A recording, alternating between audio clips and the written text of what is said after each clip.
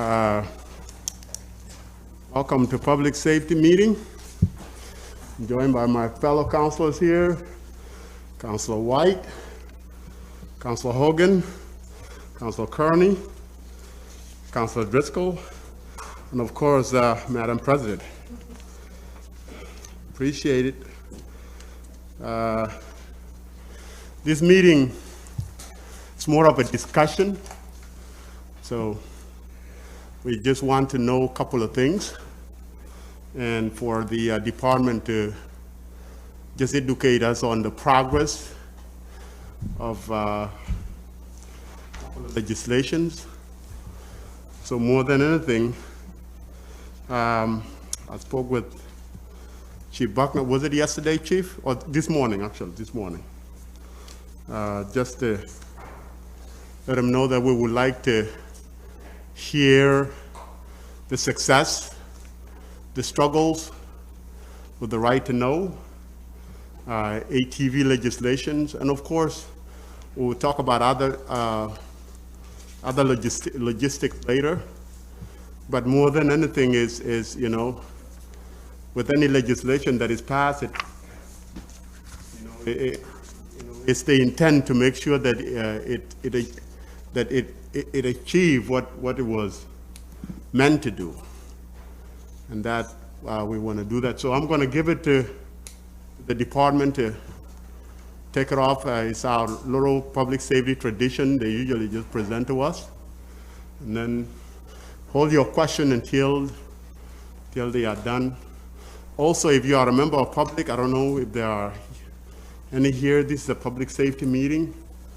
Public are not usually allowed to comment in it, but we have time later. We may recognize one or two people to maybe add one or two, but usually it's not the practice. Councilor Driscoll, you got anything else? No, that's good, Councilor Majuk. Good afternoon, sir. Thank you for having us, Councilman Majuk.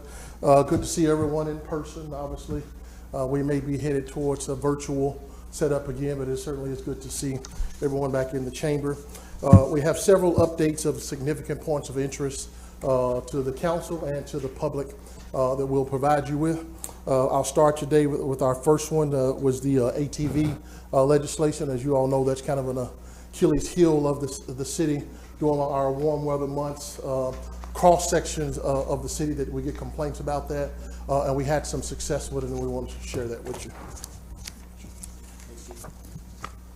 Deputy Chief Rich Trudell, Uniform Bureau. So as far as the ATV dirt bike legislation goes, just a little bit of history. We have done details to interdict these ATVs involving the Sheriff's Department and our marked units from March through September. To date, we have towed 23, intercepted 28 offenders, 60 traffic tickets, and again, we seized 23 ATVs. The new ordinance was passed in July that would increase the fines and provide for a redemption fee. We were notified late August that that was approved through the state. Corp Council had to send it through the state. I'm not sure exactly how that process went, but August 31st, it became active. Since then, we have issued training and a memorandum order to our officers with new forms, so that when they do make an arrest, the form is available to them to ease it through the court process. We have details scheduled in the future. I really don't want to lay out exactly when those details are. They're every day between now and the snow falls. No, I'm just kidding, they're really not, but that's the kind of thing that we want out there as far as when they're going to be. But we have details scheduled in the future, and I hope to report back soon on the number of ATVs that we have seized under the new ordinance and the number of arrests that will be going to the DA's office under the new ordinance as far as violations and misdemeanors. Any questions on that at all? Chief, if you could, and I know you probably got these at your fingertips, but if you could maybe relay to the council the amount of cost for the overtime details for this ATV. I mean, the public, of course, asked for this for many, many years, actually. Certainly. And I want to commend you and the police department for putting it together for us. cost. So I do not have the overtime dollars in front of me, but I definitely have Just those send it to us. overtime dollars for every single detail that we've done. They're about $1,900 a detail. Yeah. So I would say roughly $20,000 so far has been spent, but I will get you those exact numbers in an email. Yeah, I'd like to draw a parallel to what we ask for in neighborhood watch meetings and how the police department goes about it and what it costs the citizens, Yeah. so. So figure about $1,900 a detail. We've run about 18 to 20 over the course of the 2 years. So I'll get you the exact numbers. Okay, thanks, All right. chief. Any other questions? So Chief, as it so far, and I guess it could be too early to judge this, but has it been effective? Is it doing what? Because I know when we were working on it, you know, there was a energy from you and the rest of your team that this is a good thing to do. Has it worked to that intent so far? Yep, I would definitely say two things have worked. I think our details have worked from the last 3 years. We have definitely seen a decrease, even before the legislation, that we've seen a decrease out there. And even with the talk on the town and the news media about this legislation coming out and the redemption fee and the increased costs, I do think that has just the information getting out to the community through our social media, through the news media, has definitely improved the amount of calls that we're getting and definitely the amount of complaints that we're getting. And when I talk to residents on the neighborhood power walks that we go on or on the phone, every one of them tells us it's definitely better than it has been in past years. And I only expect that to improve after our first detail, when, you know, folks try to get their ATV back, and those folks that don't know that there's a new ordinance start spreading the word that now I got a $2,000 redemption fee and all that. So I would say two things have helped. All of our efforts over the last couple of years prior to the legislation, and the legislation and the word of it just at this point. So I expect further when we start enforcing it.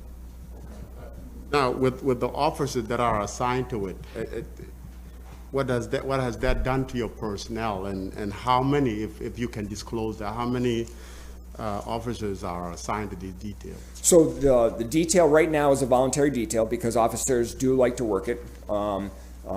We have a sergeant that's on every single detail and approximately 6 officers. And they're deployed in 2-person cars, so 3 cars out there. Sometimes there's an unmarked car that's involved. And they go out with the assistance of other agencies. And that's how our detail is designed. Again, we don't chase. We have a lot of good tactics when it comes to finding where the ATV ends, where it stops, and take it into custody that way. But it's a safe detail. It's a popular detail when it comes to our details. Officers are willing to work it, and I think it has made a difference. Okay. And in terms of, 'cause I remember last time when we were working on the legislation, there was about 5 fatalities then, right? Well, Yeah, there was, and right. even more serious physical injuries. Right, correct. And I'd have to look at this, but off the top of my head, since we've had that conversation, I'm not aware of any fatalities Good. or serious physical injuries since that time. Since our last conversation on this, back, July-ish. Okay. Has there been any multiple offenses at this time? No. Honestly, we're lucky to get the first one, the way these go. So it is good that there is a progression in the fines, right? First one's a violation at $500, second one's a violation at $750, and the third is a misdemeanor at $1,000. Where I think the power of this is not criminalizing it. The power of this is that $2,000 redemption fee. There's a lot of bikes and a lot of ATVs we get that are not worth the $2,000. And even those ones that are worth, $8,000, $9,000, $10,000, to have to spend another $2,000 to get your bike back is going to be a very strong deterrent in operating ATVs and dirt bikes on our city streets if they get caught. So I think we don't have any repeat offenders, but I think the power in the legislation is that redemption fee, which is what we really, with your, approval, got through. So thank you. Yeah. Have there been any redemptions at this point? No. Like I said, ordinance approved with the state on the 31st. Last 2 weeks, we've been doing training, forms, orders. Our next details, which are coming up very soon, will be when we start to enforce the ordinance with the redemption fee and all that. So that's forthcoming. Thank you. Now, has there been any communication? I mean, and I know the news has done what it's, it has done its share, you know? But has there been any communication in encouraging citizens to maybe make a call when they see like kids running through the streets to put in a call at all? Yes, what we tell our captains when they go to the community meetings is we need citizens to tell us that, first of all, where the ATV and dirt bike is, but more importantly, what's the source of the ATV and dirt bike? Where's home? Because when we see them, that's where they go, is home. And we don't want to chase them. We don't want to get into situations where it's dangerous. So we encourage the public to let us know, but we also encourage the public to let us know where is that ATV or dirt bike coming from. Yes, yeah. We get anonymous tips. We get people that are just sending us emails, not having to be anonymous. They just want us to know where they are. And I think if you were to talk to the citizens, as I talk to, and I'm sure you're out there talking to your constituents, the problem is different, much different than where we were last year with the roving bands of 2030. Do we still have work to do? But yes, but it's not the same. That's why it's so important to have those police officers at community meetings. I want to commend you for keeping that up, you know, the neighborhood watch meetings, the TNT meetings, because that just shows how effective this whole deterrent is. Yeah, our work with Tina and Tony Borelli is very important to us. So the captain's got good budgets. They're going to those meetings, and we'll continue to go to those meetings based on that. That's why we pay them big bucks, right? Right. Anything else? Any other follow-up questions on ATV legislation? No? All right, can we move on to the next one? Thanks, Chief. Thank you. So next, Councilman Majoke, we're going to go into the safety concerns that you all have raised in relationship to public school, Syracuse School District. Obviously, we've gotten off to a very bumpy start with our schools, none more than what we're seeing at Henniger. We have certainly tried to make the appropriate adjustments to ensure that the students, faculty, and staff are safe. We have been in constant communication with Jaime Alicea and his team and working to try to close those gaps. But we'll just give you a little bit of an overview of kind of what our footprint looks like now in the schools and some of the things that we've done. So again, a little bit of history before we get into where we are right now.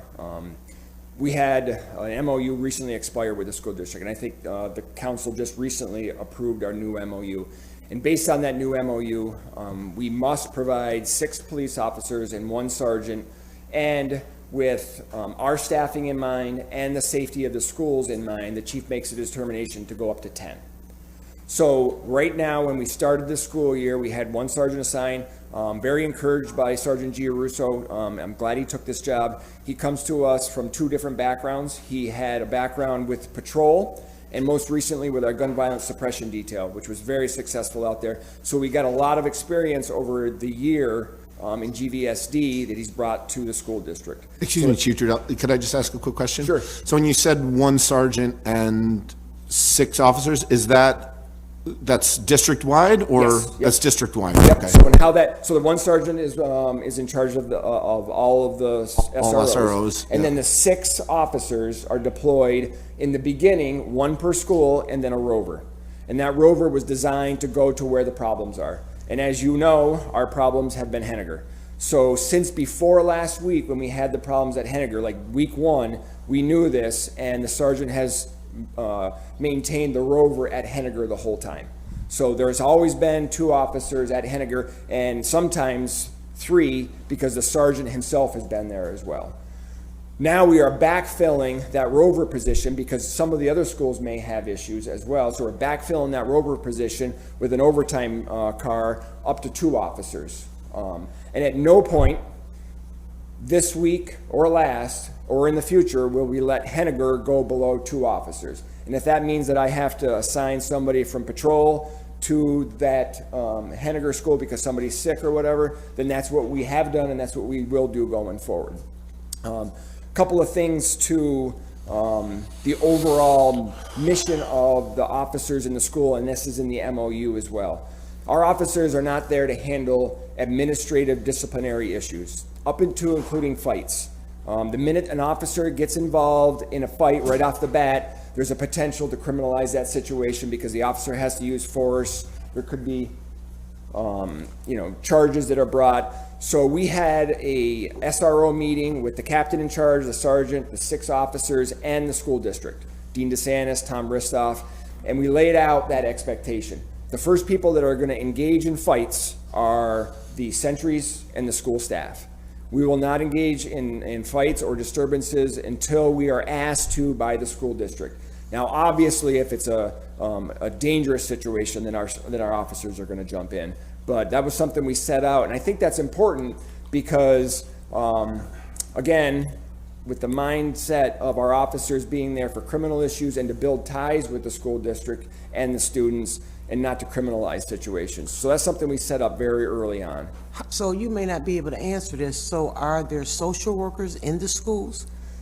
So you're right, I can't answer that. Anecdotally, I'm pretty sure they have social workers. We deal more with the sentries at the schools. So those are the security officers. And I know in addition to everything that I've just said to you, we provided a list of recommendations to the school district recently that included more sentries at Henniger. And there are more sentries at Henniger than there were when school started. And I So that's kind of one get what example. you're saying, but I know as a city, we're asking that when police go, if it's something that's not criminal, that there's some type of a social work component attached to it. So if we're gonna do that for the adults, why wouldn't we do that for the kids? And I'm not, Madam President, I'm not saying that there isn't, I just can't answer that question. Anecdotally, I'm pretty sure there are social workers in those schools, but you're gonna have to ask the school district that question. Okay. I will say that so far, it's been really good about sentries and school staff engaging with students on disciplinary issues first and then bringing us in. And I think that's really important for us. And many of these situations, many of them, are handled by the sentries and the administration before we have to go in. There are some where we have to use force and we document that and do everything. We have body cams in the schools now, but the vast majority are handled by the sentries and the school administration. Chief, if I could ask you a question.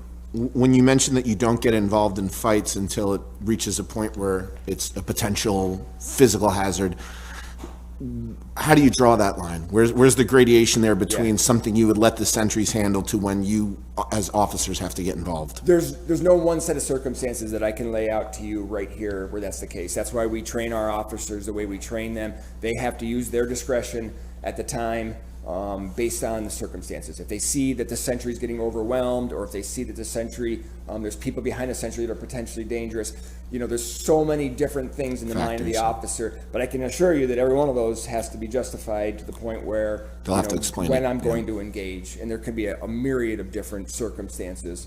But I'm saying though, and I'm keeping close, and it's only been a week and a half or so, keeping close tabs on that. We're not engaging that much. We are going there after they've been settled, and we're helping through that situation, but we're not going hands-on.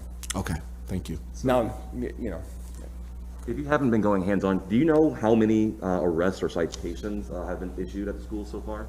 no, but I can get you that number. Yep. Okay. I'd also be interested in knowing how many instances of uses of force that came along Absolutely. with that as well. Yep.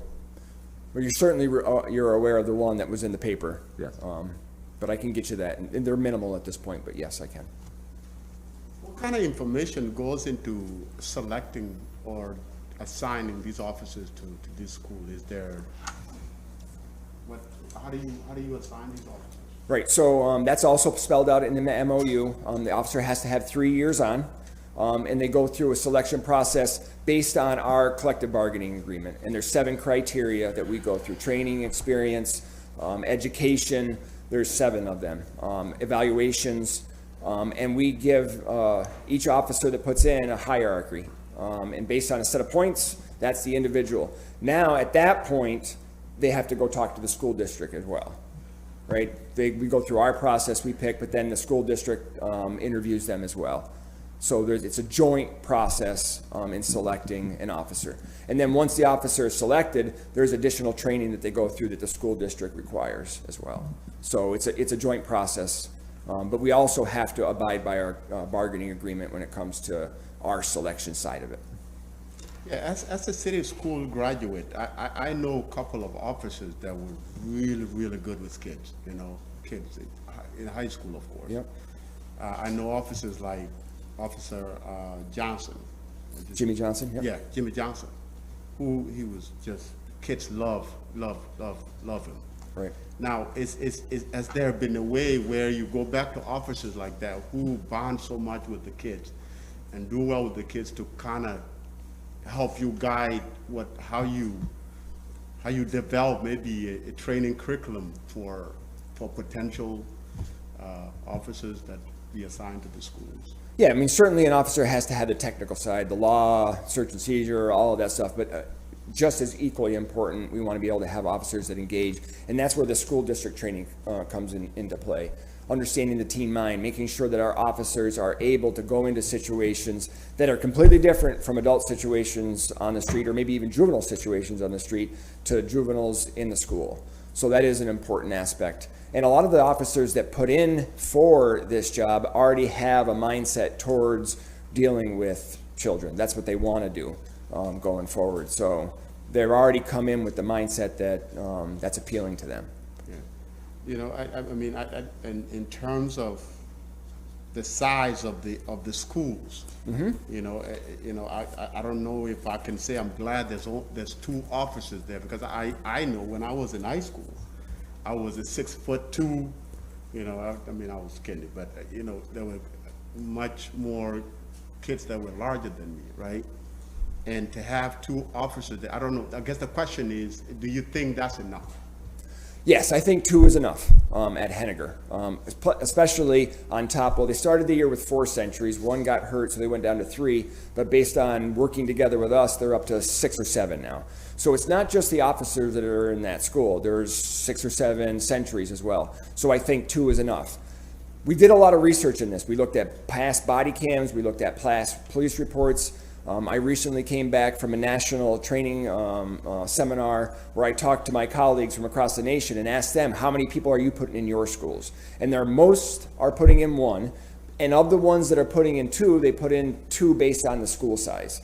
So what I found is every 1,000 students is 1 officer. So Henniger, being at about 1,600 kids, is right on that borderline between 1 and 2. So I think 2 is enough there, along with the sentries.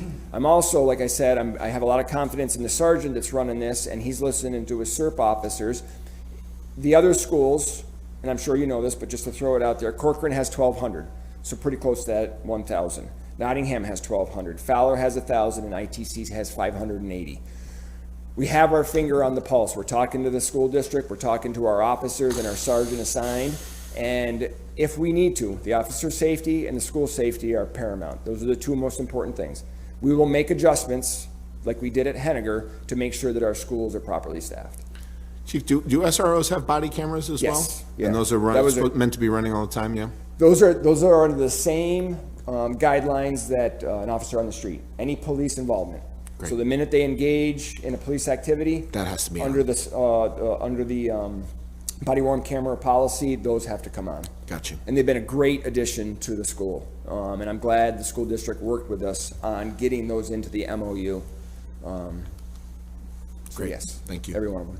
Chief, I think sometimes policy, the school district policies may be needed to be reviewed as far as, I'm a little disappointed district people aren't here now, but they still have an open enrollment as far as high school goes, I believe. I think so. And I think when we got kids from all sorts of different neighborhoods joined together, as opposed to what was when I was in school, was all these kids from the same neighborhoods went to the same school.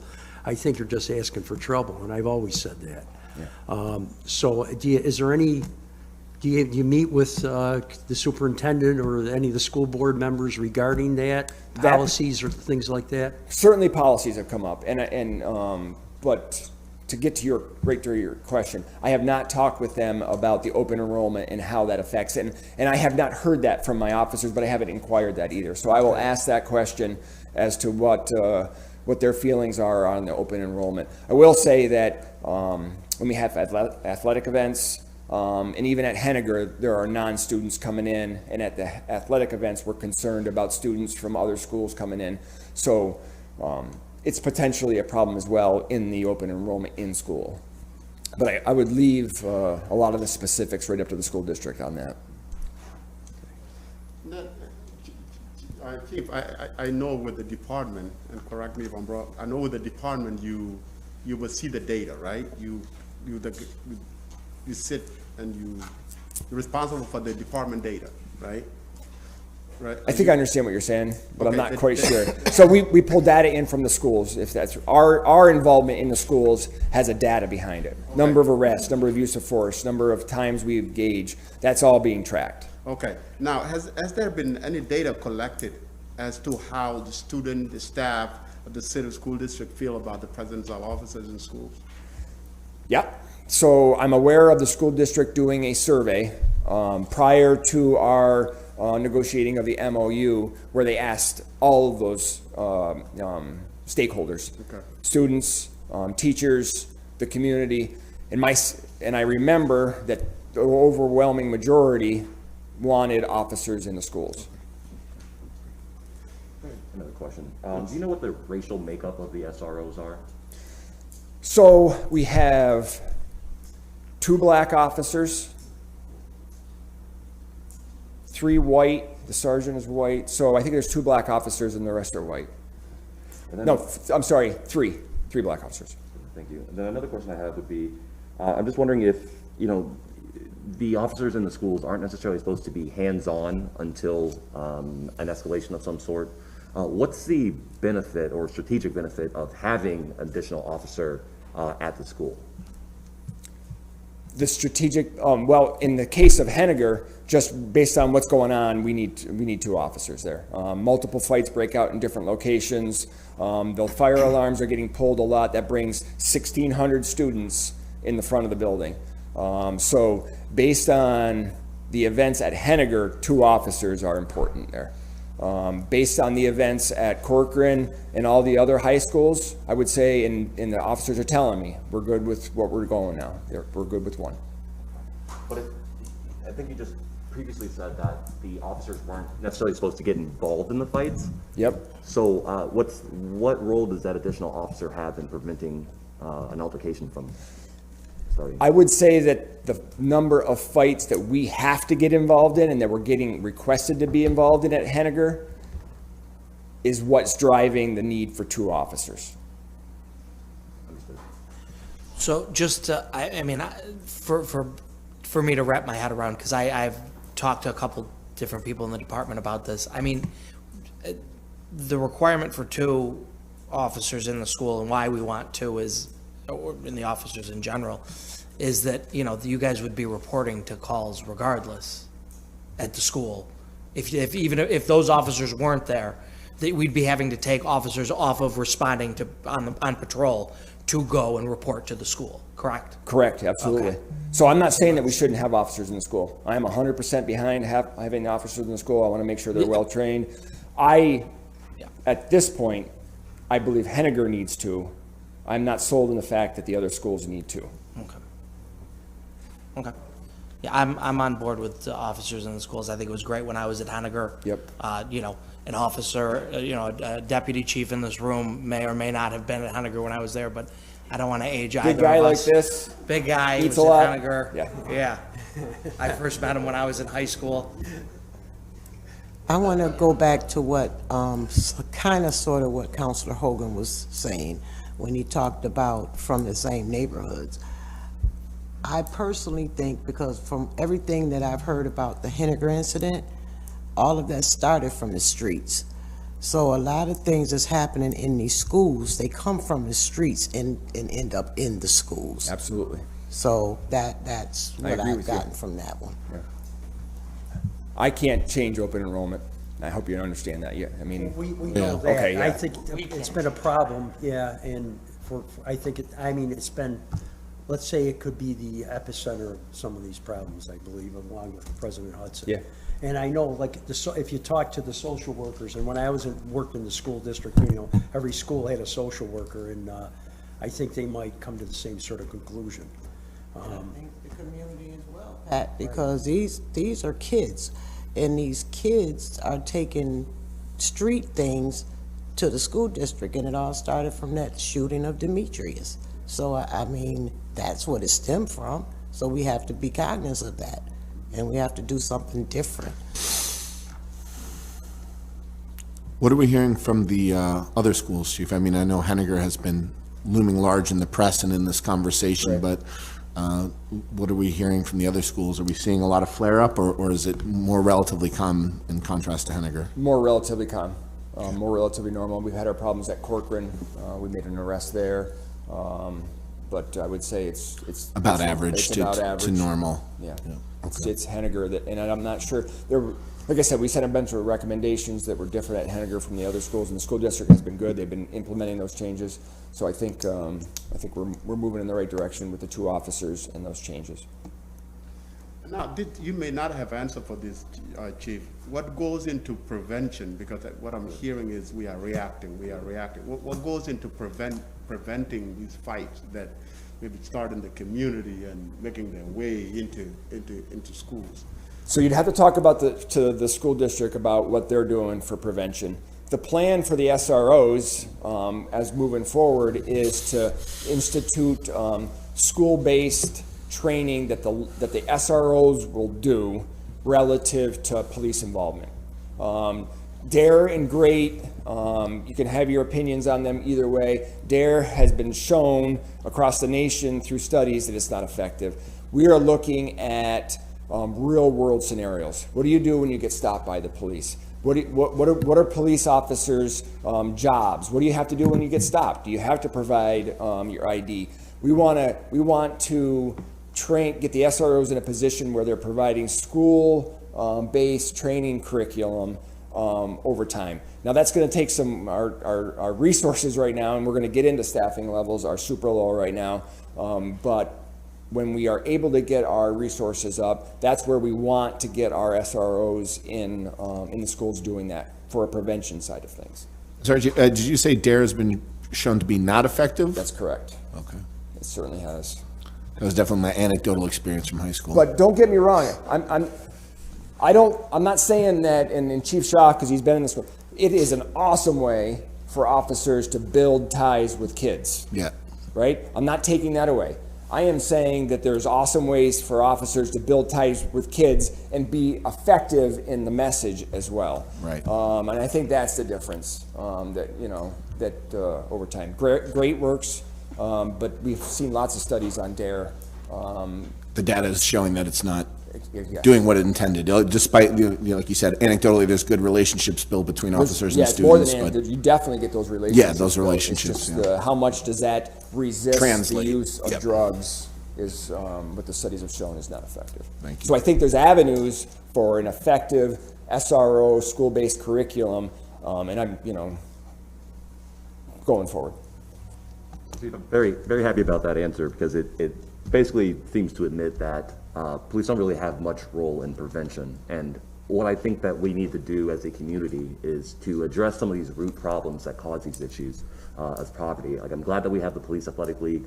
I'm glad some of the things that the Deputy Mayor and Mayor Walsh has worked for to provide resources to these youth so they have alternatives is good, other than, criminalizing them. So yes, police are there to clean up the messes, so to speak, but if we're going to really address these problems, we need to get serious about addressing poverty in our community.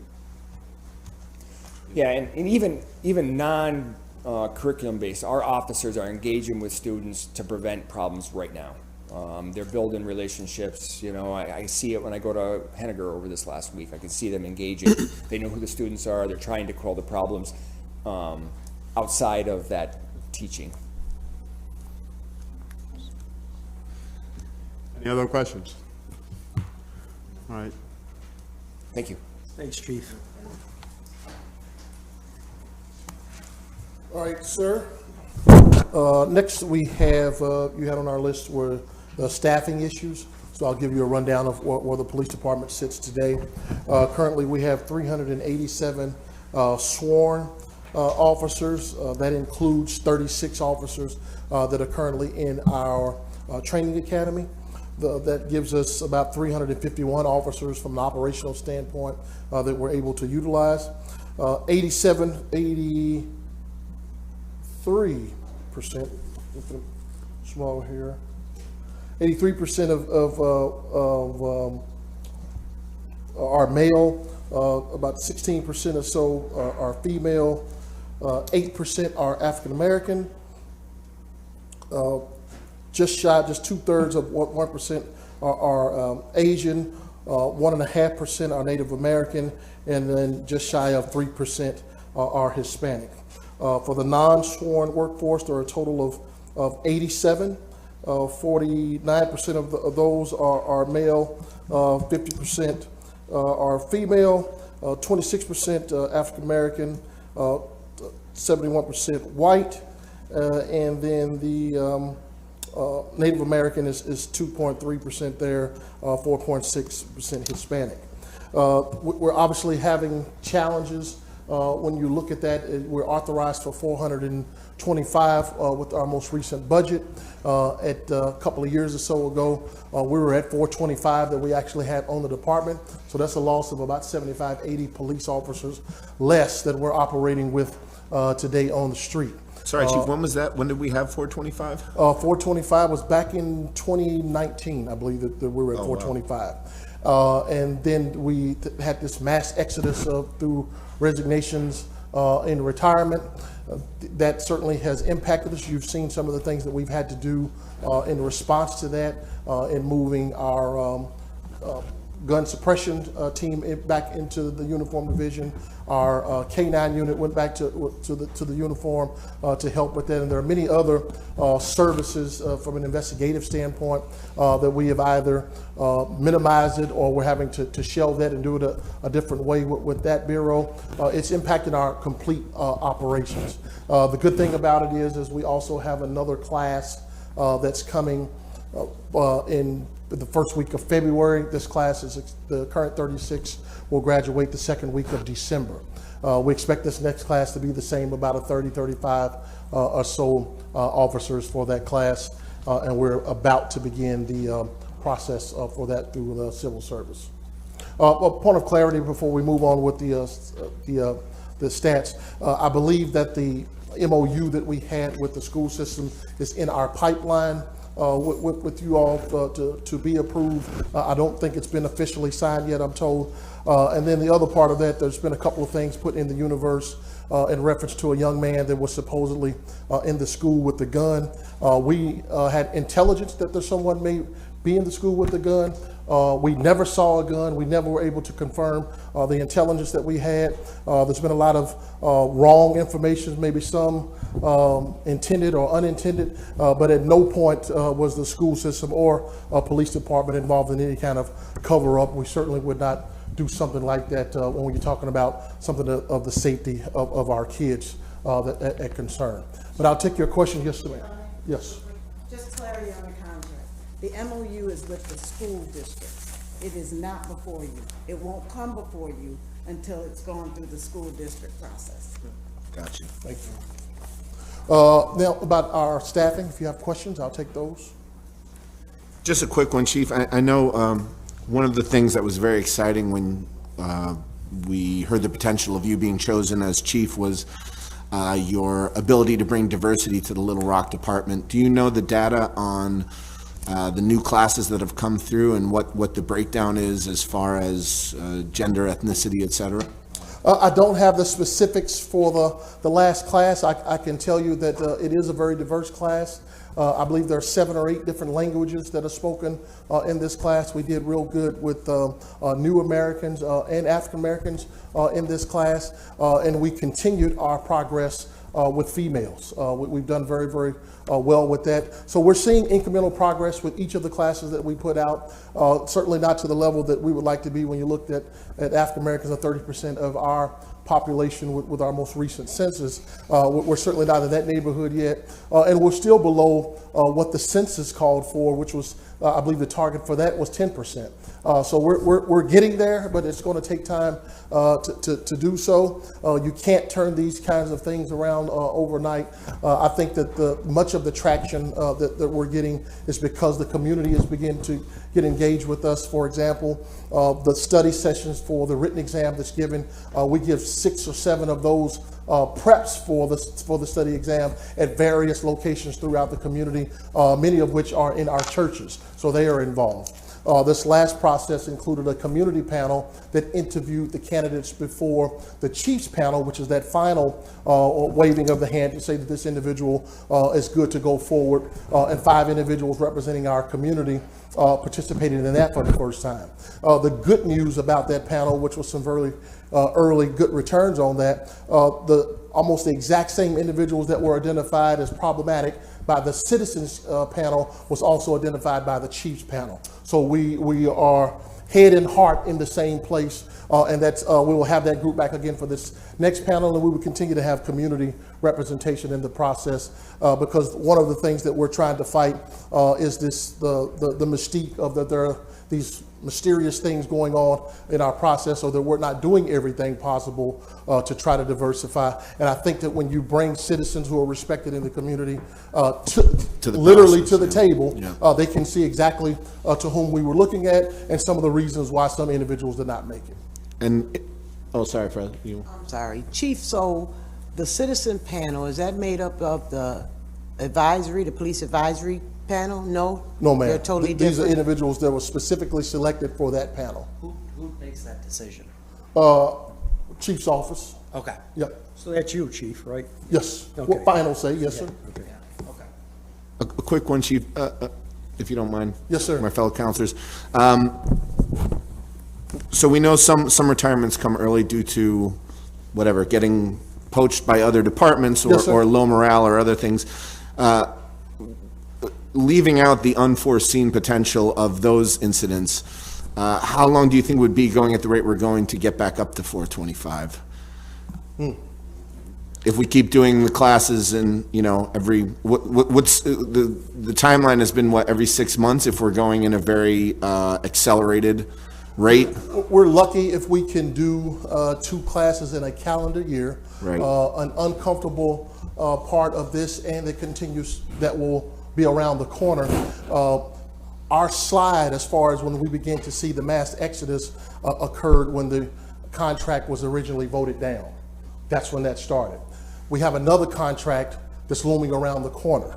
The impact of that contract, very much so, I think, can continue to impact people who are retirement eligible or who will seek employment elsewhere. That is a variable. It is not the thing that I've never pointed to that and say that this happened, so that this was the result of that. But it certainly was impactful. And then, we'll continue to see the negative sentiment over law enforcement as a profession. I think that impacts in how will people stick around. But I think that there are enough incentives that the city was able to put in this current contract that financially, there are many reasons for individuals to stick around, and I think that will help us. When you miss doing a class like we did because of COVID and everyone had to take very deep cuts, it normally takes you, I would say, probably a couple of years to recover from just not keeping in the chain of sequence that we have been doing. It's going to take us 2 years if we continue to hire at the pace that we're hiring at.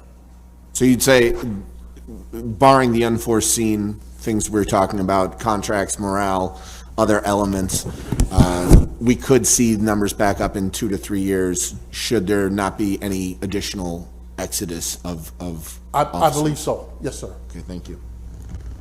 Yeah, go ahead. Sorry, thank you. Chief, from your perspective, what current deficiencies is your department experiencing due to these staffing shortages? Deficiency. So I would say first, call response time is major. For lower offenses, we do an outstanding job of the membership of responding to high priority calls. We get there in a very short amount of time. Lower level offenses, if you have something that's really on that, someone took my flower pot off of my front porch, it could be 24 hours before we get to that report. That's unacceptable, and we understand that. When you look at something to where we had an officer who spent their 40, 50-hour week doing cold case investigations, we no longer have that person working on that avenue.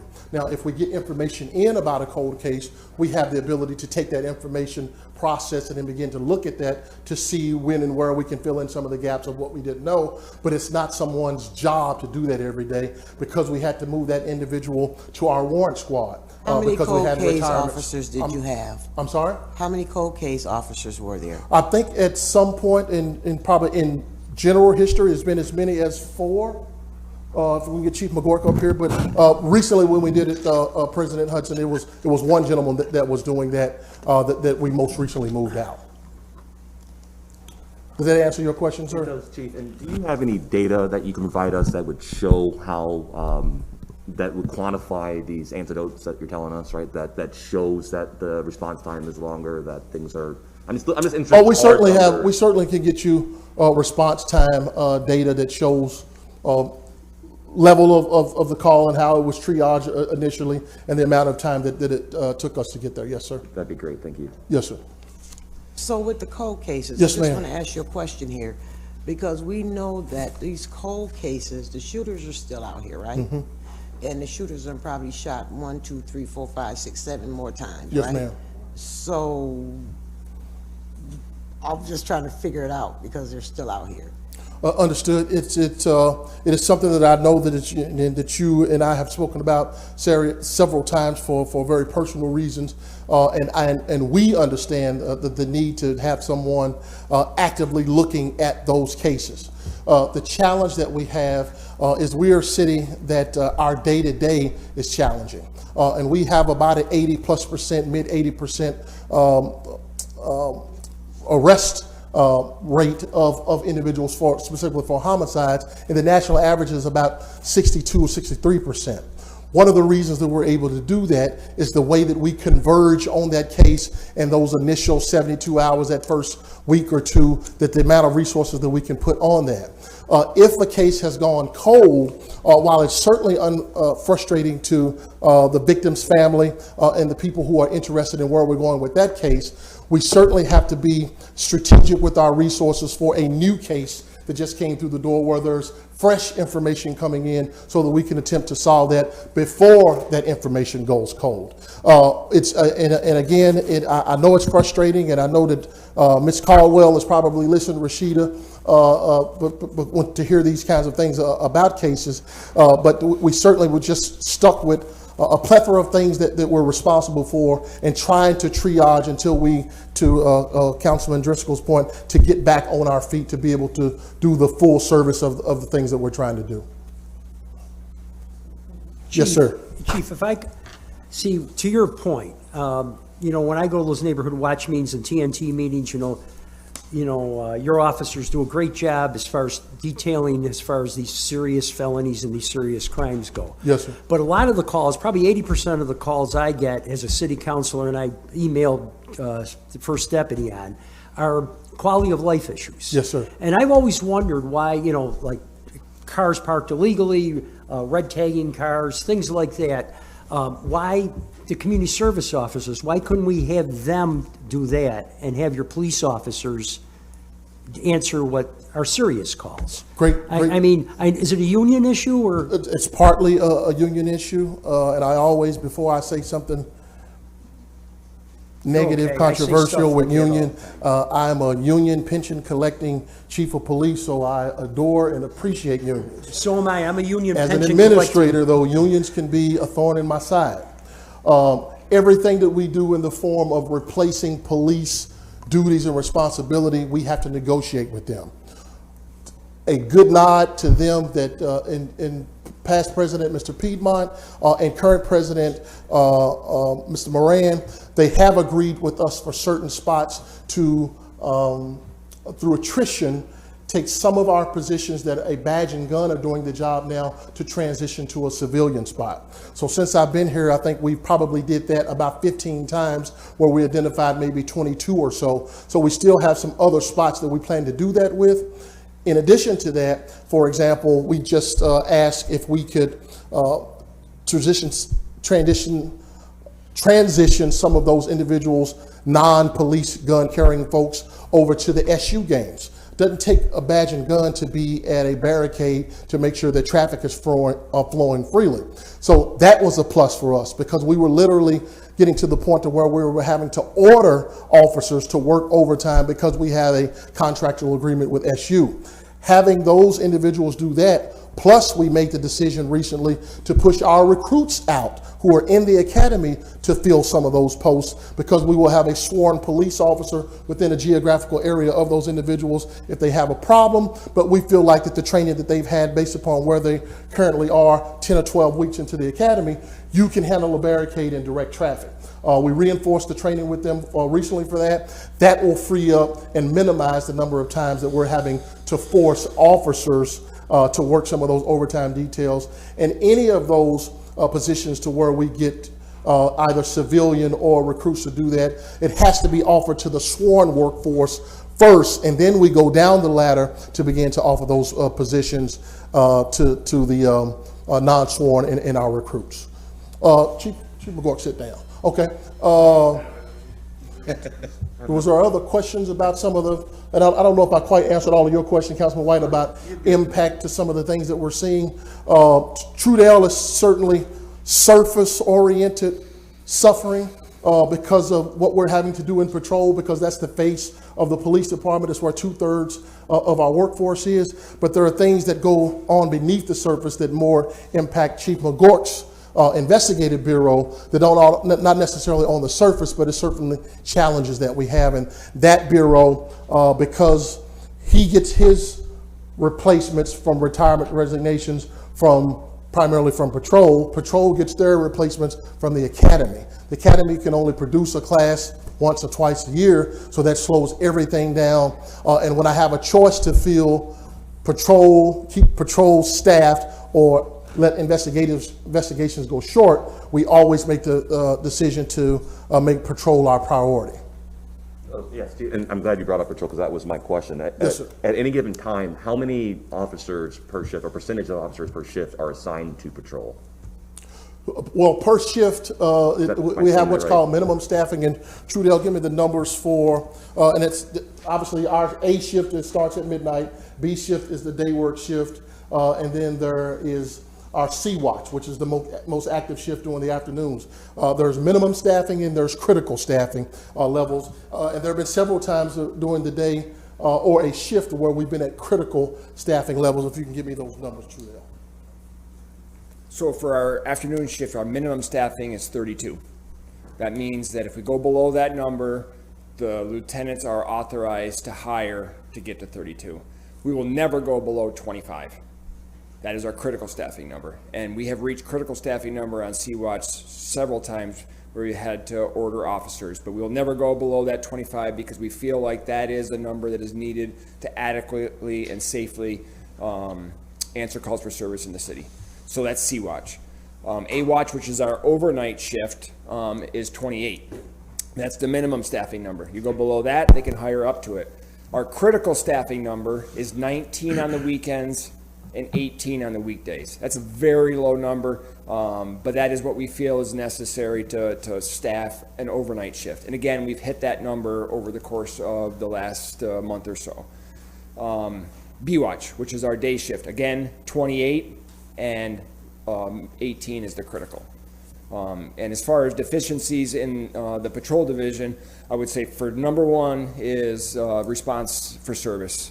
I get a lot of complaints about not responding to calls. I'm going to have to push eServe even harder. People have to use that eServe system so we can get to those priority one calls. I have to give a lot of credit to our gun violence suppression detail and our canine section. Those folks took a personal hit when we moved those folks back into patrol. So we no longer have GVSD out there and canines assigned to patrol. We had to do that for officer safety and for call taking. Our workforce in the patrol side of things, I would say, is the sky's not falling, but they're very stressed, and I got to give them a ton of credit. They are out there, the officers to the left, doing an excellent job in this city. Just last week, we had 3 female officers get assaulted, punched in the face multiple times, bitten. One of our CID detectives, not sure if that's me or not. One of our CID detectives was in an hour-long interview with a 6-year-old who witnessed a horrific incident. Our officers are out there doing an extremely good job, and they need the support from this body, from the chief's office, because when you talk about officers leaving, the thing I hear is that. So I just want to make sure I at least, from the patrol's perspective, they're doing a really good job, and they're under an extreme amount of stress right now, given our current environment, so. Just have a quick follow-up on that. When you say higher up, does that mean, or order, does that mean that somebody's overtime, or you're literally going out and trying to find a new officer? Overtime. Thank you. Thank you, Deputy Chief, because the last week, I've been in rooms where folks have made comments that our staffing is so low that we've only had like 12 out. That's not accurate. Now, the other times when there's 19, yes, on those shifts where we're at critical, but we will not go below that number. So, and you know, we don't want to have to order in, but we're ordering in on shifts, we're ordering in on CID, we're ordering in on dome games. We're doing everything we can to limit that amount of ordering in, but we're down 80 bodies. But the number is 18, it never goes under that, correct? Yes. So Chief, Yes, sir. From hearing you and your team, that 425 is the magic number, right? 425 officers? Yes, sir. Is the magic number for you to feel like you are efficient? That's the number that we have been funded for. Okay, so Yes, sir. what's the number for you? To say what that number is, I think that we would benefit from a staffing study, which you have brought up before, that looks at, what we do administratively, what we do operationally, and then what we do with our downtime. In addition to that, how we're structured, how we deploy our resources, what our alignments look like. All of those questions, you normally have an independent body come in and look at that stuff. Another big piece of that is the schedule. The schedule that we have our officers working, does it work for the city? Does it work for the police department as a whole? If you look at the numbers, at citizen to officer ratio, you could probably make an argument that at 425 puts us at where an average staffing study would tell you we should be. But there are not a lot of cities that have 30% poverty. And poverty, as to Councilman White's point, is the root cause of many of the things that we have. And coming from a city like Little Rock, whose violent crime was 3 or 4 times worse than what I'm experiencing here in Syracuse, poverty rate was only 18%. So there are aggravating circumstances that we have in our community that need to be considered in that cocktail of saying, what does the city of Syracuse needs as it relates to responding to the needs of our community from a public safety standpoint? I'm going to ask again, Chief, because I think you're getting sick of me asking this. Why isn't a staffing study done so that we know exactly how many officers you need for sure? And also, if that is for you to be able to do that study done, there has to be an indicator as to how many, Yes, sir. officers you will need, right? Yes, sir.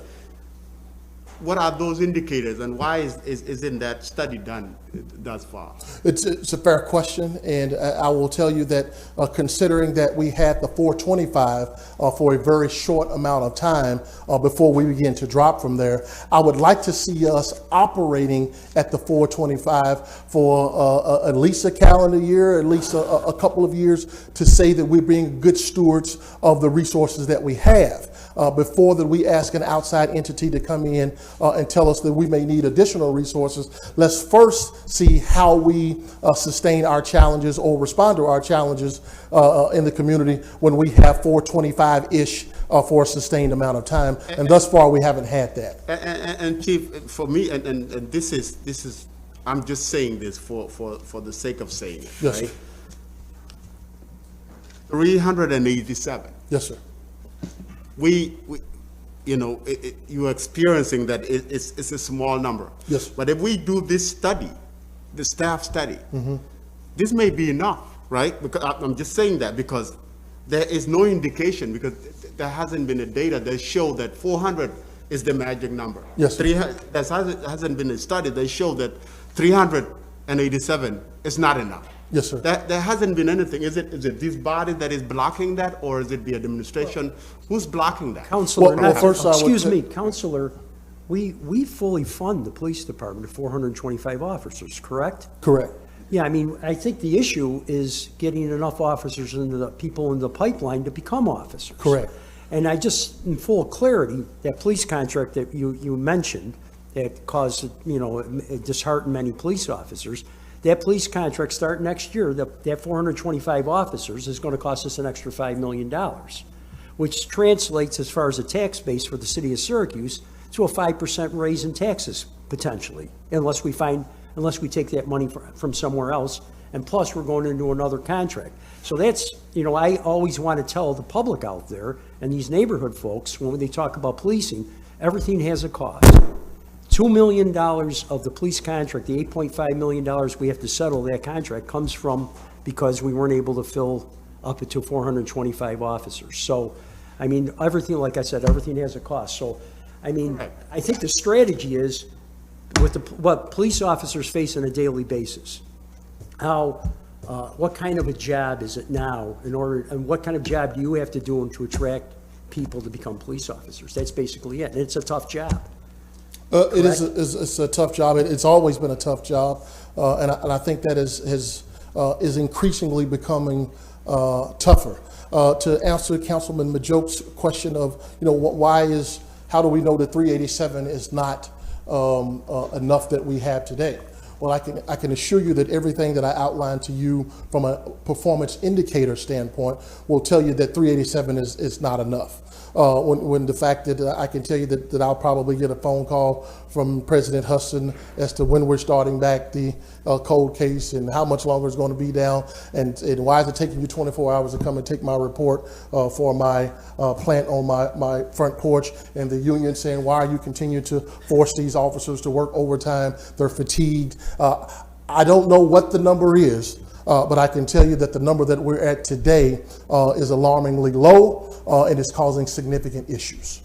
And for me, Chief, I am as concerned as you are. Yes, sir. Because one of the things that sometimes may not be understood is that folks like me and many others on this council care about the health of our police officers. Yes, sir. We want them to be as healthy, work in an environment that is conducive mentally and physically, and that they actually look forward to doing their job. Yes, sir.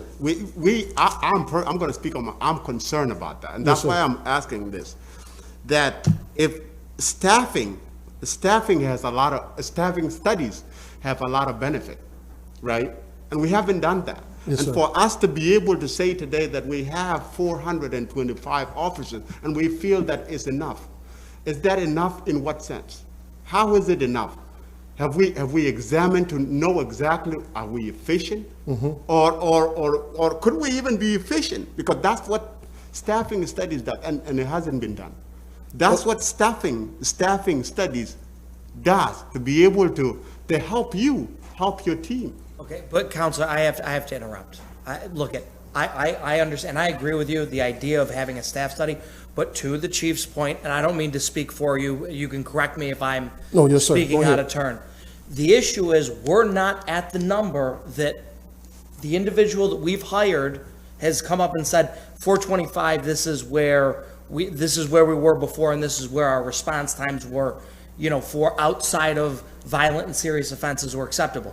The issue is, we got to get to that 425 to do the study. We know right now, and I don't care if you're a police officer, you're a citizen, you're a counselor, you know that we're not at a good number because response times for those lower tier issues are not where they're at. Look, if there's a break into a store, which we handled at our place. Yes, sir. You guys were there, in a minute or two. It was great. I appreciate it.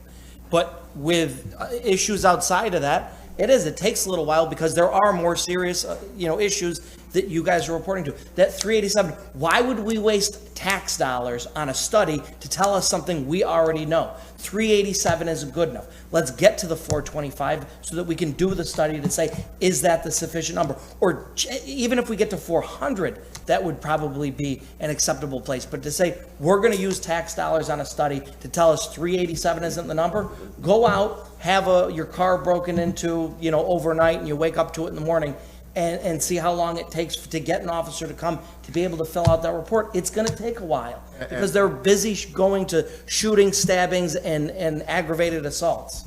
And Counselor, I don't disagree with that. My initial question, Chief. Yes, sir. Was how do we know 425 is enough? How did we come to that determination?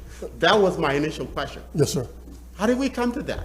Well, 425 was the number that we set because when the mayor asked me for a number, at our peak since I've been here, we were at that number. Financially, we could afford to get back to that number. And when I look at what we went through to get this contract, and someone walks in here and says, you need 75 more officers, well, if it took us to get what we had to go through to get this past contract, what's Councilor Hogan going to be saying when I tell you that the number is 500? The only reason I say that, Chief, is I want to make sure the public is aware. of Understood. what government services There's a cost. dollar, yes, sir. And if we decide we want more public safety, we'll vote on more public safety, but we're going to maybe have to take it from the Parks Department or the Department of Public Works, and maybe their street won't get plowed. Or we might have to raise taxes. I just want to make sure everything costs. So I understand exactly what you're saying, and police take up a big piece of the pie, and perhaps a big guy should not be using that analogy, but we take up a big piece of it, and we know that, and it is costly. And if I had to guess as to what a professional organization would charge us to come in here, which we're not trying to put a dollar figure on a very important question, we're probably looking at $70,000 to $100,000 to have a study like that done. Councilor Majuk, I have to go. Can I ask a question that is burning? And I'm taking you off your agenda, but I got to get out of here. Yes, ma'am. Okay, so last week, there was a report your report that you put on the dashboard that said that black folks are pulled over more than their white counterparts. Yes, ma'am. But they're charged less criminally. Can you kind of explain why that is? Well, as to why they are charged less No, criminally? why they're pulled over more and they're not charged criminally. Pulled over. Well, I hope that you can stay a few minutes and even get through. I only have 11 slides that you all have there in front of you, I believe. I think you will want to hear this. Plus, I will need you as a champion that once you have a complete picture, that you will be able to be more informed about what's going on. So let's just start with that. Let's go to your second page there. Hold on a second though, Chief, because she has a point there. She asked you directly, what's your take on the fact that the data bears out that black people are pulled over 7 times more likely than white folks? Further than that they are less likely to be cited. You look into the data that you provided to us, there are a number of those stops, no matter what their race was, where there was no resulting criminal citation or violation that came after that. And we're not talking about level 1s, we're talking about full level 3 stops here, where nothing was found, no citations were given, nothing. So I guess let's take it back to staffing. Would your staffing levels work out better if there was less pretextual stops happening? I do not believe so, because many of these contextual stops are based upon some of the challenges that we're having in the areas. To give Ms. Hudson a general answer to her question as to why it was this demographic cited more or less, the fact of who was cited and who was not cited is a fact of what did we discover on that stop, and then there is some discretion in there for the officer for some of these low-level offenses as to how they choose to handle those. As to why African Americans are stopped disproportionately more in our city, I would like to lay that out to you. So let's go to slide 2. So you see the first map that you have there is this gray map, and this is a second quarter report for 2021. 86% of gun-related crimes fell within 1/4 of a mile of our POP areas. POP is an acronym for problem-oriented policing. This is the density map, and you can see the darker the map is, the more the activity was for that specific area. The Central New York Crime Analysis Center was the one that put the data together for us. We're an intelligence-led police agency, which simply means that we gather, analyze, and disseminate information that is responsible for the deployment of our resources. Keen focus for much of the things that you're seeing here are based upon gun-related offenses, and that's also the driving force behind our proactive activity. Let's go to the next slide, slide 3. Similar here that you can see, this map goes for stops by the Syracuse Police Department during the second quarter. That same density that you can see, that the darker that gets with the red versus the lighter, it's clear to see what we have going on in the southwest section of our city. As you all know, that we are divided into the north, southwest, and southeast. And we will get into the pop areas as to what they look like. Next slide, slide 4. So the next slide that you see here are what the stops look like for our gun suppression detail. That gun suppression detail did an outstanding job before we just recently had to put them back on the streets. And the thing that I will tell you that's unique with this group is they were productive without incident. So from January through August of this year, working 5 days a week, one of which those days is an overtime day because they were a 4-10 shift. There were 399 felony arrests, 415 misdemeanor arrests, 36 guns recovered, 62 persons arrested for gun possession, $36,000 in cash seized, and 139 warrants. Again, you see the density and where we're concentrated based upon the intelligence as to where we should be and who we should be focusing on. Let's go to slide 5. Slide 5 is just the front-facing piece of our CompStat map. You look at those first two sections there, you see the gray and the green. That tells you that separating violent crime versus property crime. When you look at the last 5-year average, you'll see that we're currently 16% down overall for the 5-year average, 14% overall down for the year comparison to 2020.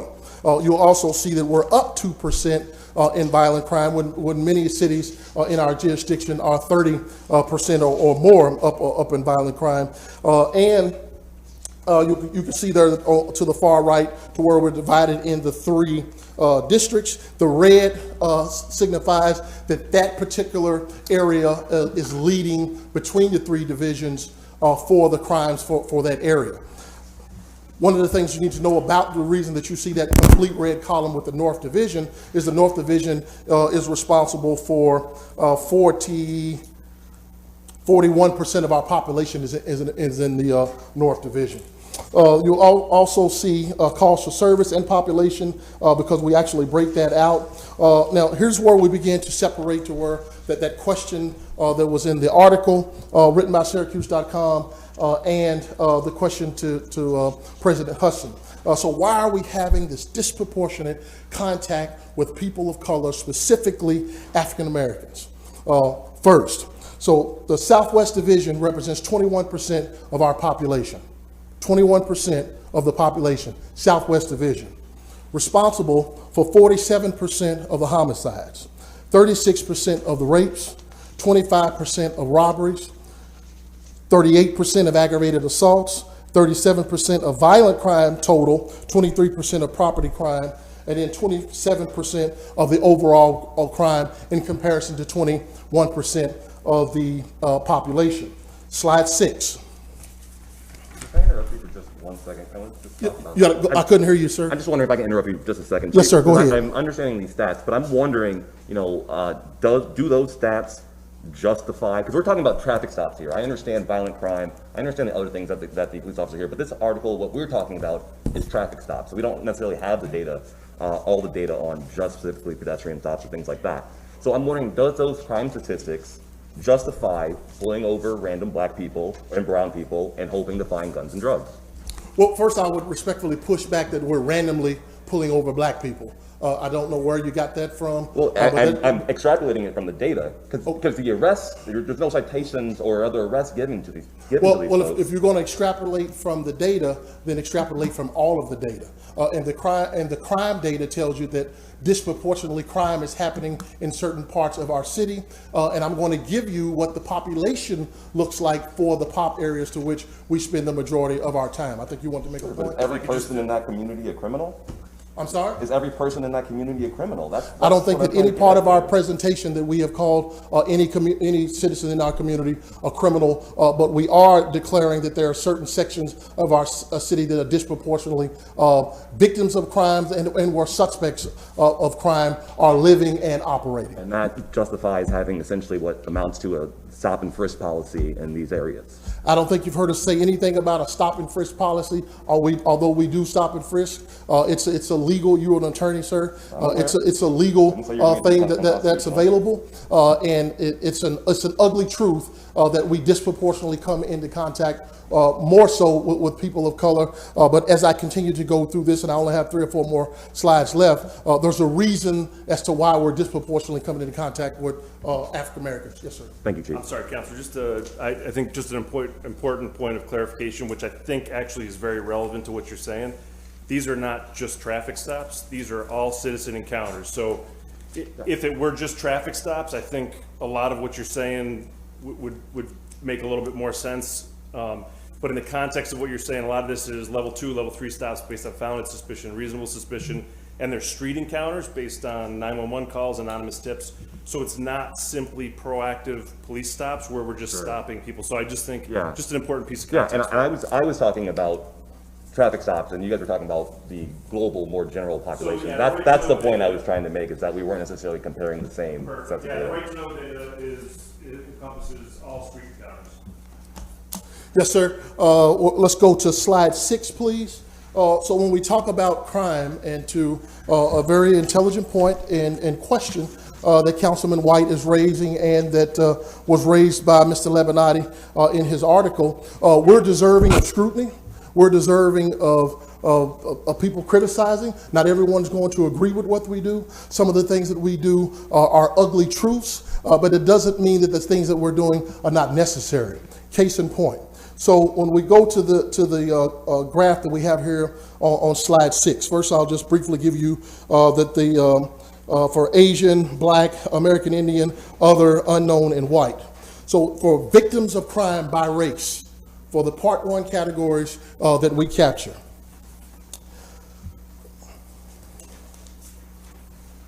Homicide, victims, 86% for and this is for our current year, 86% of the victims of homicide have been African American. 55%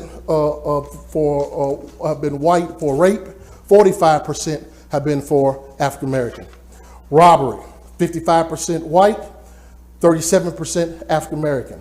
Aggravated assaults, 68% African American, 29% white. Now, while there are certainly questions and scrutiny that should come from any data that is disproportionate, I can assure you that the communities that we're in, step for step, hand in hand, are not calling for less police. Regardless of what we say politically, regardless of what looks good in an article, the people who are suffering are not calling for less police. The people who are seeing us every day are saying, why are you not here more, and why are there not more of you? And then when I get to the end, when you see what we have for use of force and internal affairs, you can see that, yes, we have high numbers of contacts in these communities, but we're doing it without incident. We're not a bullish organization. We're not a perfect organization, but the data clearly shows that we're doing what we're supposed to do, where we're supposed to do it, and we're coming into contact with the right people. Slide 7. So this is for property crime by victim. A little bit different here. So you see for burglary, 50% of our victims of burglary are white, 39% are African American. Larceny, 52% white, 39% African American.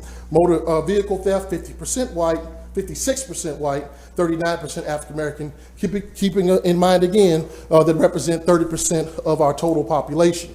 And then on slide 8, let's go to So the pop areas, you hear that we have pop areas and we have problem-oriented policing, and what exactly does that mean in our city and from an operational standpoint? Well, first of all, there are 2 pop areas in the North Division. There is 1 in the Southeast, and then there are 9, and you can see them listed there on slide 8. There are 9 listed for the Southwest Division. Again, disproportionately representing crime, issues going on, and the pop. So when you look at the pop areas, the lowest for the areas here for African Americans is at 24%. That's the lowest percentage demographic-wise for one of the areas. It goes as high as 81% in the pop areas. So when you look at that, and then on an average of 55%, the data looks different when you look at as to where we are.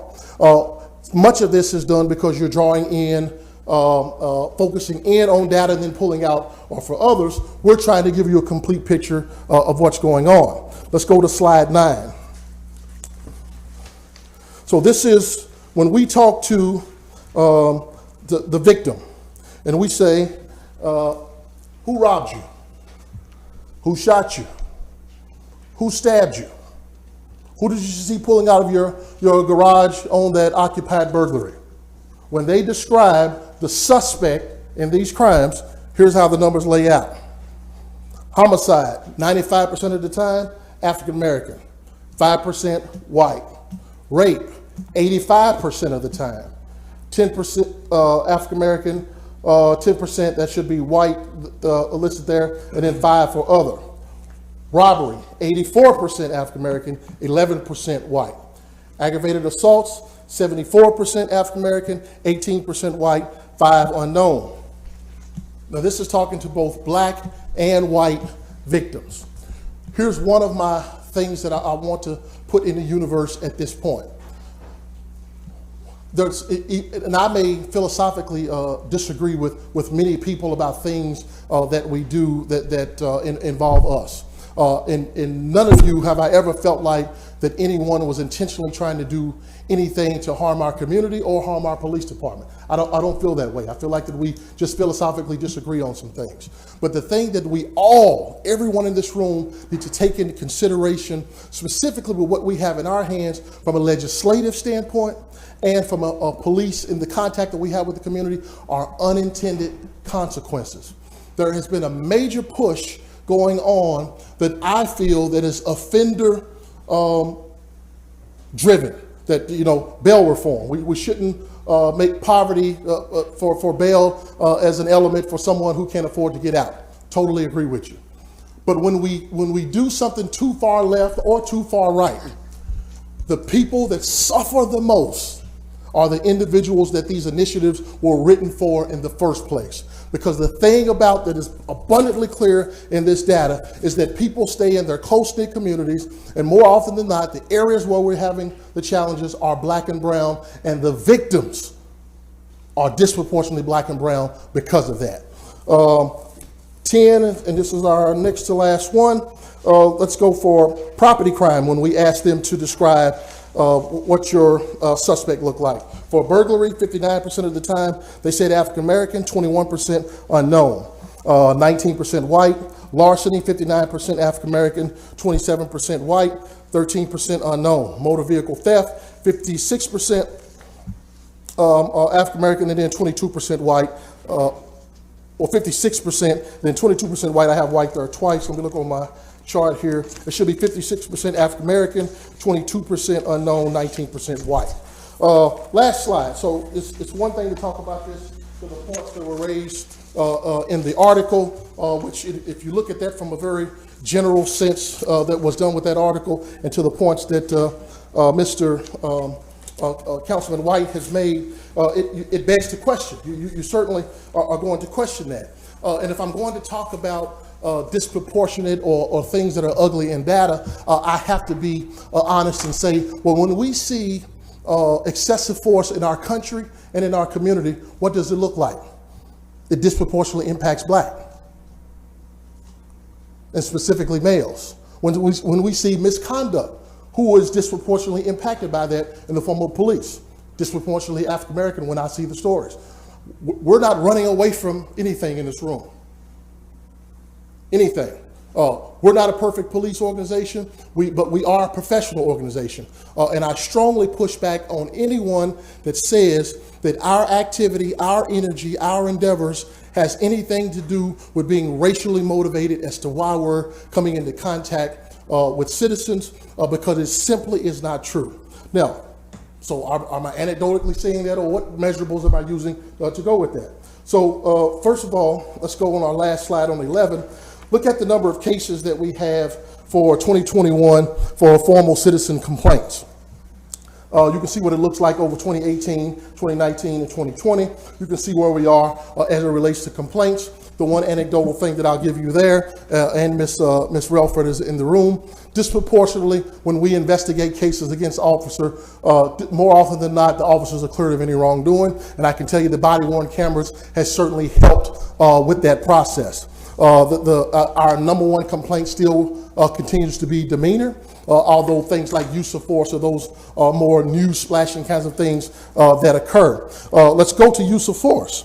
So when we look at use of force, and we look at the contacts that we have with the community, and this is looking at simply from the standpoint of calls for service where we're actually dispatched on a call, not where something comes in to where you may have 200,000 calls come in police related, but by the time the communications individual dissects that call and triages it, about 60,000 times a year they'll dispatch a police officer on that call.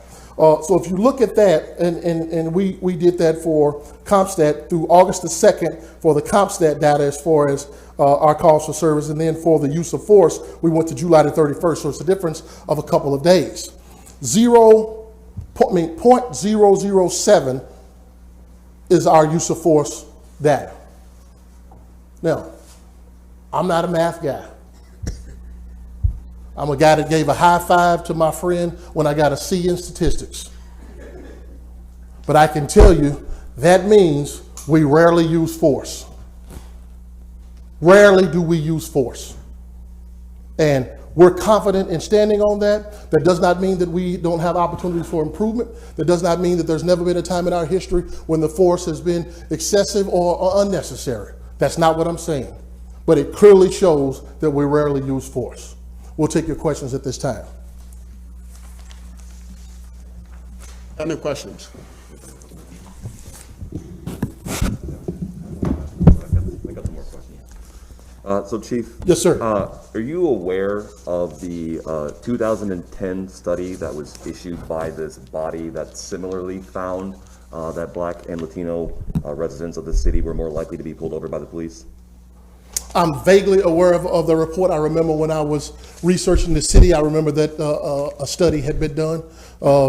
Specifics about it, I certainly don't know. If you want to offer those to me, please. I just only bring it up to mention that this has been a long-standing problem or issue in this community.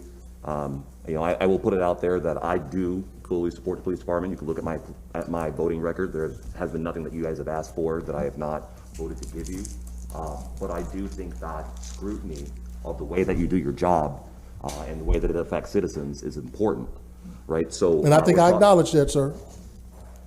The scrutiny. I think I acknowledge that. That's yeah, you did. Yes, you yes, did. sir. I'm Okay. just, pontificating here a little bit, but speaking to that, I do want to reiterate one line from the article that we've been discussing here. Yes, sir.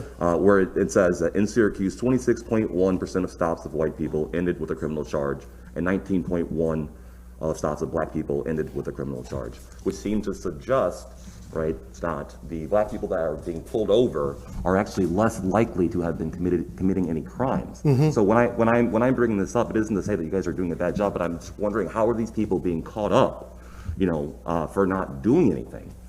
Great question. Let's pull up a map. Let's pull up a map. Well, but no, Chief, No. I've seen the map, I've heard You your asked a very numbers. intelligent question. Please let me answer it the way I would like to answer it. Let's pull up slide number 3. So, for your, if you don't have this in front of you, audience here. So when we look at the pink, the blue, and the green, which is the Southwest Division, which is where our issues are going on. This is an anecdotal answer, but I think it's intelligently based. you are more likely to have someone who has nothing to do with the crime to come in contact with the police in southwest Syracuse than you are north and southeast. That does not mean that people in southwest are doing less traffic violations. That doesn't imply that. It means that you're more likely, because of the concentrated crime in the area, I'm more likely to come in contact with 5 people who have nothing to do with the crime that's making our map. So therefore, I've stopped you, but I didn't issue you a ticket because you have nothing to do with this. You're more likely to be cited for what you were stopped for in one of these other areas because the traffic offense or whatever that minor offense may be, that's more likely to be true, and also probably a front-facing complaint from that community, because we get those kind of traffic, quality of life kind of complaints from there. So when the discretion comes into the universe, well, maybe we're less likely to give you a chance on a stop sign ticket or something, because that's the source of the complaint. To your point about contextual stops, we stop a lot of people in high crime areas, legal reasons, and contextual stops are very legal, and you certainly know that. But you're more likely to be a non-involved person in these areas to be stopped, but that certainly does not, in my opinion, imply that you were profiled or that you were somehow or something erroneous on the part of police. It just means that the area is more heavily saturated with crime, so you're more likely to come in contact with police. So, Chief, I agree that they are more likely to come and contact police, but why are they being stopped in the first place, and if they haven't committed any crime? Sir, if they're stopping them, I can assure you that I'm confident in telling you that our officers had a reason for stopping them. Well, there's a number of stops in that data that you have that don't actually list any reason that they were stopped. Well, the data, to your point, there are points and pieces of that 55-page document, and please understand, I think that you all understand that this was a very complex initiative that we rolled out. You certainly, sir, are the architect of that, and you are nodding in agreement for the person who's the author of it, that it's complex. We're doing it for the first time, and we were also rushed in getting it out because there were calls and accusations and concerns that we were somehow trying to stall in doing so. We raised several questions about some of the things as it relates to the rollout or the training or administrative responsibilities that we would have to try to slow down the train so that when we did produce a report that we could stand on that report. I'm not surprised that there are glitches and gaps and things in our first report because it's the first time that we're doing it. So we're a work in progress with this document. You'll see less of those zeros or less of those things that we can't explain as we go forward. But it's certainly, if you look at the amount of data that we have there, I certainly think that you will agree that we're certainly on the right track with the full intent of the legislation. Absolutely, and I would agree to that, but I'm still not getting to the bottom of why. I guess maybe this is a moral question, but why is just because somebody lives in a high crime area, are they going to be more susceptible to be stopped?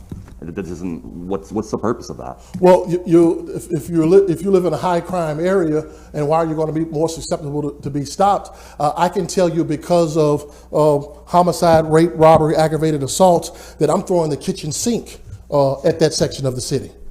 Everything that I have. So, I mean, but does that mean everybody's a potential suspect? Well, if everyone was a suspect, then we would be citing everyone that we stop. And your data clearly shows that we don't do that. There are some people that we stop and we say, ma'am, you know what? You had your tail light out. Sorry about that. That's not why we're here today. Please get that fixed and go on about your way.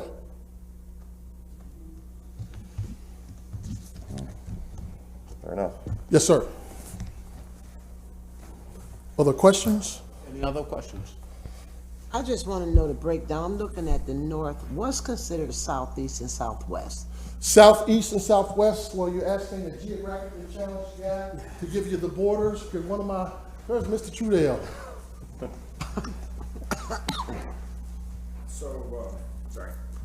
Southeast would be all of downtown, anything south of 690, going down 81 till you get about to Atlantic, and then everything south of Atlantic. So everything over on that east side of the city with those boundaries is going to be southeast.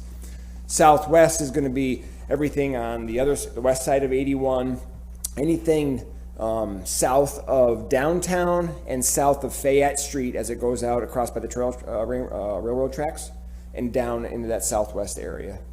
See, and that confuses me because I think for the media, there's a lot of confusion on my part because I hate when something happens on the west side and it's automatically called the southwest side. It's not the southwest side, and I don't like that. We've heard that complaint. We've heard it. We've heard that before. And, you know, we can't have as many districts as we have neighborhoods. But if you look at our pop areas, we clearly designate the pop areas. Near West Side, Fitch and Dudley, Hudson and Bellevue. We name them based on our neighborhoods, but you have to remember there's only 3 districts, and 3 districts is good for our size of a city. We can't name our districts based on the neighborhoods. So I agree with you that the districts are very general. Southwest includes a lot of neighborhoods. I would even offer that the north side contains a lot of neighborhoods. Tip Hill, Eastwood. So please don't think that But the that police. creates fear because the way the media reports it is always the south your- side when it's the west side, and that puts a fear in people. I do see your point there. I do. But as far as the police department goes, that none of that is based, none of our decision-making on naming districts is based any on that. It is based on our ability to understand for our officers, that is geographically the southwest area, that is geographically southeast. We all fully understand that that contains neighborhoods that are completely different, they're complex, and different attributes. So media, if it's on Merriman, that's the west side. So, you got a question, sir? Yes, Chief. Yes, sir. So maybe I gotta look at the 53 page again. Yes, sir. But when you talk about the stoppage of the black and brown folks? Yes, sir. What's usually, what's the age here? What's the age? Age, we didn't break it out by that. That would be significant kind of undertaking for us to do the ages. We can show you probably certainly age of victims and suspects in the thing if we knew the suspect's age. But as far as for every stop, if you look on that sheet, it gives you kind of, I believe, an age range or a specific age, I think, for the individuals that's in the 53-page report. Other questions? So, in closing, Mr. Majoke, that we acknowledge that we are a work in progress. We will continue to get better with this. I know this particular topic was one of some controversy. The data clearly shows that there are areas and citizens of our city disproportionately impacted by socioeconomical issues and crime. With this in mind, when we think of poverty, jobs, education, investments, for-profit, nonprofit, and prayers, we should disproportionately consider the Southwest Syracuse to deliver our best efforts. Thank you. Thank you. Now, I had said earlier, and we'll be leaving probably in the next 5 minutes, be closing. Is there a member of community here that has a burning question? Yes, ma'am. You got 1 minute. Come on.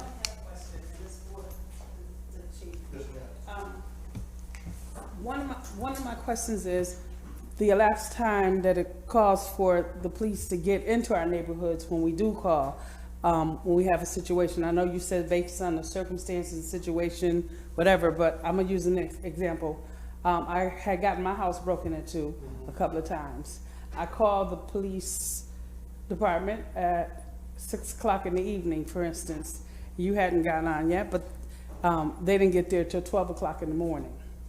And I saw them pulled over at the street, down at the street, and they had 7 police cars at that one stop. Mm-hmm. The other thing is this: you said that you didn't feel that your police department used excessive force on anything.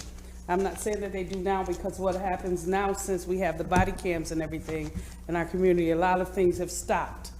But if you were in a neighborhood, in one of these high-risk area neighborhoods that you talk about, and you were not on that police force, like when you first came here, and how you were treated, do you think you will be treated the same way in that neighborhood if you didn't have a position on that force and you were treated as a regular citizen? Understood. So do you think, okay. As far as, and it's a common question that we have that comes up, that, why do we have 6 or 7 officers on a traffic stop at a time that a citizen is waiting on a report that you put in several hours ago. First of all, I would have to know what was the reason for the stop. What did we discover on that stop? Was this something to where an individual was believed to be wanted? Was this a situation to where there was a weapon found in that vehicle? Why did these other cars make it to that scene?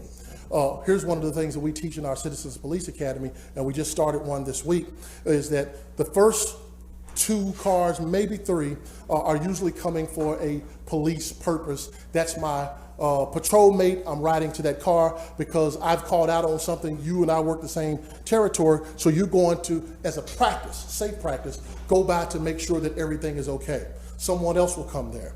If other officers arrive on that scene, something could generate it to cause them to do that, or an honest answer is you've got 3 officers that are there being nosy.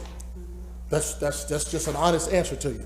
As far as if you thought that I said that we have never had excessive force or that's never occurred, I did not say that. We have well documented cases where we've lost cases in court in reference to excessive force, and I acknowledge that more often than not it impacts people of color. I recognize that. I also understand, to your question, the difference of being black and blue. I deal with both of those. In many of the rooms that I'm sitting in, I'm usually the only black person in that room. I know what that feels like walking in like that. There are things that I've done in my life to where I've been followed around the dealers, or I've had a lady clutch her purse on an elevator. So I've been black a long time before I was a police officer.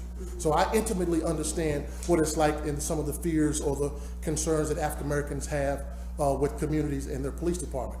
I can tell you that generally speaking, my police family is just like your family. The vast majority of the people in your family and my family are good, hardworking citizens. There's a small percentage of people in your family and in my police family that you don't allow to use the bathroom upstairs. Right, both families. And there are people in this profession that I would like to get out. But the vast majority of them are hardworking, good people, committed under some very difficult circumstances that we're seeing. And I just think that the 95%ers, we have to do a better job of protecting our badge, image, and brand from the 5%ers. Yes, ma'am. Thank you for the question. Thank you, Chief. I think,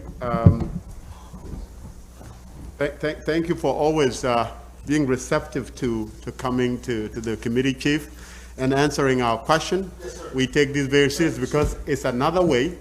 It's another way for us to allow also the police department to tell their story. Because, for example, we read around, or we heard around, that there were only 12%, 12 officers per chief. Yes, sir. And that according to your story, yes, that you never go below 19. Yes, sir. And keep in mind, too, the numbers that Chief Trudell gave you were for the uniform division. Correct. Chief McGork would have a limited workforce that are working during those same hours.